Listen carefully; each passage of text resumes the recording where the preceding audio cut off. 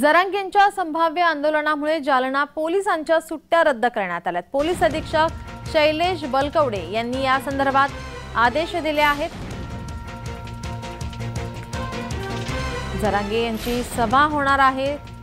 जरांगेंच्या संभाव्य आंदोलनामुळे जालना पोलिसांच्या सुट्ट्या रद्द करण्यात आल्यात। पोलीस अधीक्षक शैलेश बलकवडे यांनी या संदर्भात आदेश दिले।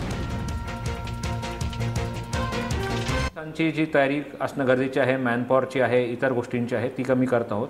या दृष्टीने अपेक्षित जे आंदोलन आहे यासाठी आमचे अंमलदार असतील, अधिकारी असतील, जे रजेवर सुटलेले होते त्यांना आपण हजर व्हायला परत सांगितलेलं आहे।